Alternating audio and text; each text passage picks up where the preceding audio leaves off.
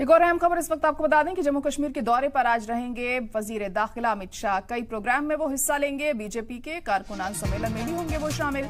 जम्मू कश्मीर इंतखाबात को लेकर ये दौरा बहुत अहम माना जा रहा है, तो अमित शाह आज जम्मू कश्मीर पहुंच रहे हैं और आज वो बीजेपी का मैनिफेस्टो भी जारी करेंगे यहां पहुंचकर। और क्या क्या बातें मैनिफेस्टो में रहती हैं, इस पर सबकी नजरें टिकी होंगी और बहुत अहम उनके इस दौरे को माना जा रहा है, क्योंकि चुनावों में अब ज्यादा वक्त नहीं है।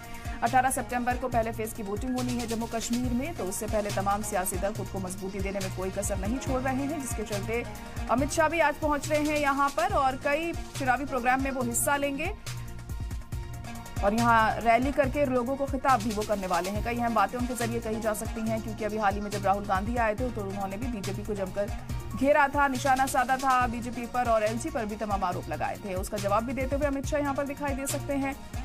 तो कारकुनान सम्मेलन में भी वो शामिल होंगे आज जम्मू कश्मीर पहुंचकर और इंतखाबात को लेकर ये दौरा बहुत खास उनका माना जा रहा है। और इंतखाबी मुहिम जो है बीजेपी की वो भी लगातार जारी है। जम्मू कश्मीर में ज्यादा से ज्यादा लोगों को अपने फेवर में करने की कोशिश जो है वो की जा रही है भारतीय जनता पार्टी की तरफ से भी। और इसी के मद्देनजर अमित शाह भी आज जम्मू कश्मीर पहुंच रहे हैं। आज मैनिफेस्टो भी बीजेपी का जारी होगा, इसलिए भी बहुत अहम दिन बीजेपी के लिए है जम्मू कश्मीर में। और इस मैनिफेस्टो में क्या कुछ सौगातें के बारे में कहा जाता है, क्या कुछ ऐसी सौगातें होंगी, ऐसी योजनाएं होंगी जो बीजेपी लेकर आएगी अगर वो सत्ता में आती है, तो वो बताया जाएगा मैनिफेस्टो में। तो देखना होगा कौन कौन से मुद्दे उठाए जाएंगे।